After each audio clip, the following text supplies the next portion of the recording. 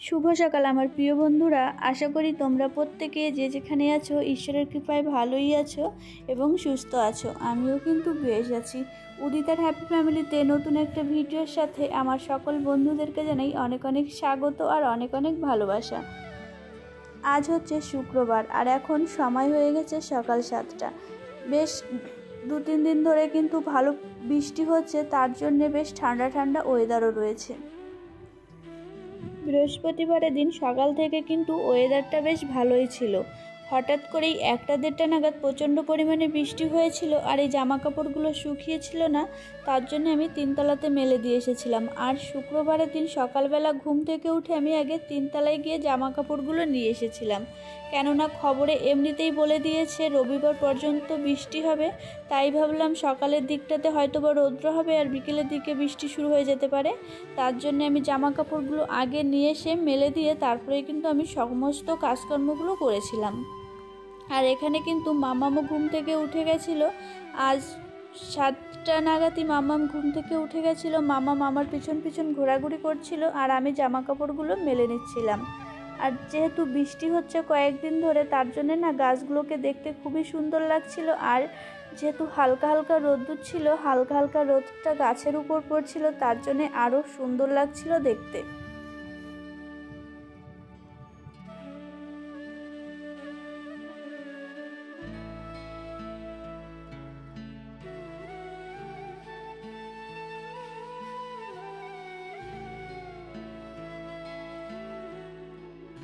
জামা কাপড়গুলো মেলে দিয়ে চলে এসেছি রান্নাঘরে। আর এখানে দিদি কিন্তু বাসনপত্র সব ধুয়ে রেখে গেছে। তারপর হচ্ছে রান্নাঘরটারও ভালো করে মুছে দিয়ে গেছে। আর বাকি যে কাজটা রয়েছে সেটা একটু বেলাতে এসেই করে দেবে। প্রথমেই আমি এখানে এক সাইডে বসিয়ে দিয়েছি দুধ আর অন্য সাইডে দিয়েছি হচ্ছে চা। আসলে মাম্মামের পাপা একটু বেরিয়ে যাবে, তার জন্য আগে আমি চা বসিয়ে দিয়েছি আর এই সাইডটাতে বসিয়ে দিয়েছি দুধ। মাম্মামকে নিয়েই যাবে, যেহেতু মাম্মাম সকাল সকাল উঠে গেছে, মাম্মামকে নিয়ে তো আমি রান্না করতে পারবো না। তাই বললো তুমি মাম্মামকে খাইয়ে দাও, আমি মাম্মামকে নিয়ে যাচ্ছি আর তুমি এই সুযোগে রান্নাটা করে ফেলো। তার আগে এই যে আমি ফ্রিজ থেকে মাছটা বের করে নিয়েছি। আর এখানে কিন্তু আমার বাসনপত্রগুলোও না ভালোভাবে গুছিয়ে রাখা হয়ে গেছে। আর এদিকে দুধটা আমার গরম করা হয়ে গেছে। একদম সকাল সকাল উঠে গেছিলো যেহেতু মাম্মাম, তার জন্য মাম্মামকে আমি অল্প পরিমাণেই দুধ খাইয়েছিলাম। আর দুধটা না আমি একটা থালার মধ্যে জল দিয়ে সেটাকে ঠান্ডা করতে রেখে দিয়েছিলাম। তারপর এখানে যে মাম্মামকে খাইয়ে আমি কিন্তু মাম্মামকে রেডি করে দিয়েছি। আর আমার মাম্মাম যেখানেই যাবে হাতে কিন্তু ঘড়িও লাগবেই, ঘড়ি ছাড়াও কখনো কিন্তু কোথাও যেতে চায় না। তারপরে মাম্মামকে পাঠিয়ে দিয়েছি। মাম্মামকে পাঠিয়ে দিয়ে আমি লতিটা বেছে নিয়েছিলাম। আজ হচ্ছে লতির তরকারি রান্না করব। আর লতিটা বেছেছিলাম, তার জন্য আমার হাত না কেমন কালো কালো হয়ে গেছে, সেটাই আমি তোমাদের সঙ্গে দেখাচ্ছিলাম। আসলে কোনোদিন কিন্তু আমি লতি টতি বাছি না, বা আমার বিয়ের পরেও কিন্তু আমার শাশুড়ি মা আমাকে কোনোদিন বাছতে দেয়নি। আজ যেহেতু মা হাঁটতে গেছিলো তাই কিন্তু আমি বেছে নিয়েছিলাম, যেহেতু মা হেঁটে আসতে আসতে অনেকটা লেট হয়ে যাবে, তারপর আবার রান্না করতেও লেট হয়ে যাবে, তার জন্যে। আর ওদিকে আমার রান্না কিন্তু প্রায় হয়ে এসেছে। দেখলাম বেশ কিছু বাসন হয়েছে, সেই বাসনগুলো আমি আগে ধুয়ে নিচ্ছিলাম আর ওদিকে কিন্তু রান্নাটা হচ্ছিল।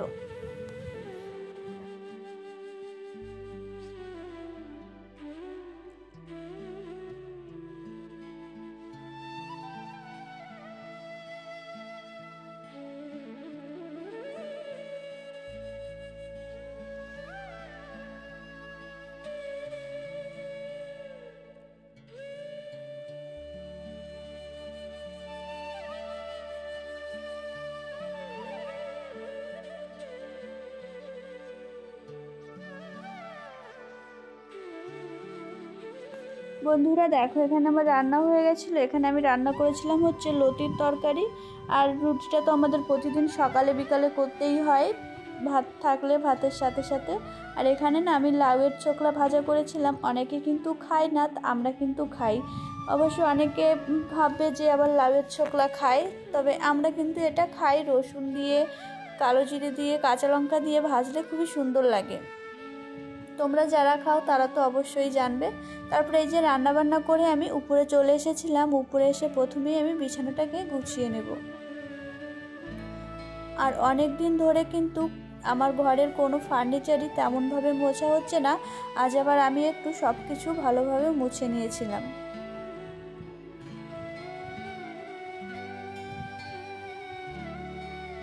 বন্ধুরা, আমি কিন্তু অনেক দিন পরে আবার এরকম একটা ভিডিও তোমাদের সামনে নিয়ে আসলাম। আসলে অনেক দিন ধরেই আমার ঘরের কোনো ফার্নিচারগুলো তেমনভাবে মোছা হচ্ছিল না, তাই আমি আর তেমনটা শেয়ার করতে পারছিলাম না। আর এখানে আমি ঘরের সমস্ত কাজকর্ম করছিলাম, মাম্মামকে কিন্তু স্নানটাও করিয়ে দিয়েছিলাম। মাম্মাম নিজে নিজে ভাত খাচ্ছিল, নিজে টিভি দেখছিল আর ভাত খাচ্ছিল, আর আমি এই সুযোগে উপরে বসে সমস্ত কিছু করে নিচ্ছিলাম। এখন কিন্তু আমার মাম্মামকে মাঝে মাঝে আমি একাই ভাত খেতে দিই। ভাত মাখিয়ে দিলে আর জল দিয়ে বসিয়ে দিলে সুন্দরভাবে মাম্মাম ভাত খেয়ে নেয়।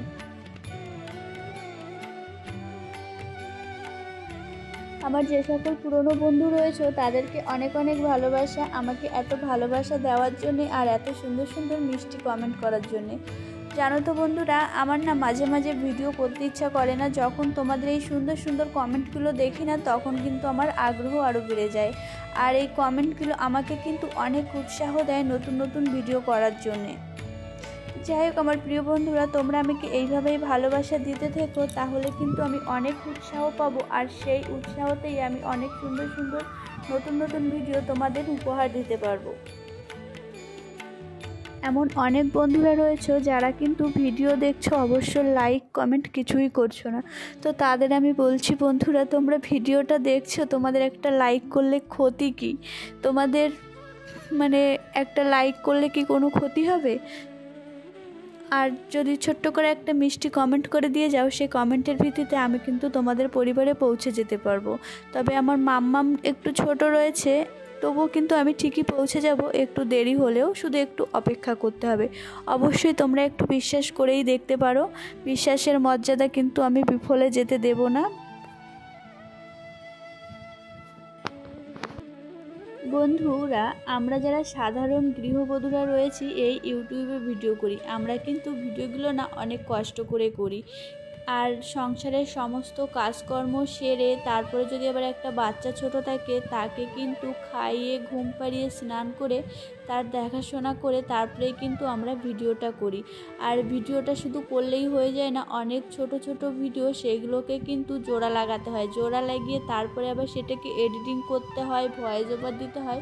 মোট কথা ভিডিও করতে কিন্তু অনেকটাই কষ্ট হয়। তাই বন্ধুরা, তোমরা যারা ভিডিওটা দেখো, প্লিজ তোমরা ভিডিওটা না কেটে কেটে দেখবে না। তোমাদের যদি ভালো লাগে অবশ্যই তোমরা ফুল ওয়াচ করো, কিন্তু ওইভাবে স্কিপ করে করে দেখো না। এতে কিন্তু চ্যানেলের ক্ষতি হবে তোমাদেরও বা যাদের ভিডিও দেখবে তাদেরও। তাই তোমাদের কাছে বলতে পারো, এক প্রকার অনুরোধই করছি, তোমাদের ভালো না লাগলে তোমরা কিন্তু না দেখেই চলে যেতে পারো, কিন্তু দেখে ভালো না লাগা সত্ত্বেও দেখবে, তাতে যে চ্যানেলের ক্ষতি করবে সেটা কিন্তু তোমরা করো না। যাই হোক বন্ধুরা, আমি এই কথাগুলো কিন্তু আমার সকল বন্ধুদের বললাম না। কিছু কিছু বন্ধুরা রয়েছে তারা এরকমভাবেই দেখো, আমি কিন্তু তাদেরই কথাটা বললাম। তোমরা আবার কেউ কিছু বাজে মন্তব্য করো না। অনেক কথাই বলে ফেললাম বন্ধুরা, যদি কিছু ভুল বলে থাকি নিজের মনে করে অবশ্যই কিন্তু তোমরা ক্ষমা করে দিও।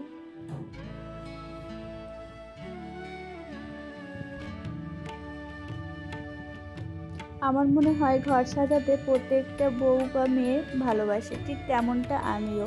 ঘর সাজাতে কিন্তু আমার খুবই ভালো লাগে। এই ফুলটা না কিনেছিলাম আমার মাম্মামের যখন 1.5 বছর বয়স ছিল, রথের মেলাতে গেছিলাম, সেখানে গিয়েই এই ফুলটা কিনেছিলাম। অনেক কিছুই কেনার ইচ্ছা করে, তবে না কেনাটা আর হয়ে ওঠে না। ওই যে আমাদের বাড়িটা যেহেতু এখনও কমপ্লিট নয়, কোথায় রাখবো কি না রাখবো তার জন্যই না আর কেনা হয় না। আর এখানে কিন্তু আমি ঘরটা গুছিয়ে নিচ্ছিলাম আর মাম্মামকে ভাত দিয়ে দিয়েছিলাম। মাম্মামকে স্নান করিয়েই আমি ভাত খেতে বসিয়েছিলাম। তখন মাম্মামকে আমি ফ্রেশটা করে দিয়েছিলাম না, আসলে মাম্মাম যেহেতু একা একা ভাত খাবে তার জন্যে। এই যে ঘরটার আমার ভালো করে গোছানো হয়ে গেছে, এখন আমি চলে এসেছি মাম্মামকে রেডি করার জন্যে। এই মাম্মামকে এখন রেডি করিয়ে দিয়ে তারপর আমি মাম্মামকে ঘুম পাড়িয়ে দেব। তারপরে আমি আমাদের ওই যে দোতলায় উঠতে একটা বড় জানালা রয়েছে, ওই জানালাটার গ্রিলটাই না ভালো করে পরিষ্কার নেব। আর তোমাদের বলেছি বন্ধুরা, আমাদের কিন্তু জয়েন্ট ফ্যামিলি, সমস্ত কাজ কিন্তু সবসময় ক্যামেরাবন্দি করা যায় না। আমি সবসময় আমার ঘরের চার দেওয়ালের মধ্যেই যে কাজকর্মগুলো করে থাকি, সেই কাজকর্মগুলোই কিন্তু তোমাদের সঙ্গে বেশি শেয়ার করি। আসলে জয়েন্ট ফ্যামিলি থাকলে কিন্তু সবসময় সব কিছু শেয়ার করা যায় না, কেননা সবার মন মানসিকতা কিন্তু সমান থাকে না। আর ক্যামেরার সামনে আসতে গেলে কিন্তু বন্ধুরা সেরকমভাবে একটা প্রস্তুতিরও প্রয়োজন আছে, কেননা বাড়িতে সবাই যেভাবে থাকে সেইভাবে আমার মনে হয় না সবাইকে সবসময় ক্যামেরা এর সামনে আনা উচিত, যেমনটা আমি আসি না। এখানে দেখো কাজকর্ম করে মামামকেও ঘুম পাড়িয়ে দিয়েছি, স্নান করে নিয়েছি। আর স্নান করে এখন আমি চলে যাব হচ্ছে নিচে গিয়ে আজ হচ্ছে অক্ষয় তৃতীয়া, আর ঠাকুরকে আমদুধ খেতে দেব। আমরা কিন্তু আমদুধ ঠাকুরকে না দিয়ে খাই না। আজ যেহেতু অক্ষয় তৃতীয়া রয়েছে, মা বলল আজই দিয়ে দাও আমদুধটা, তাই আমি স্নান টান করে এখন একদম নিচে চলে যাব।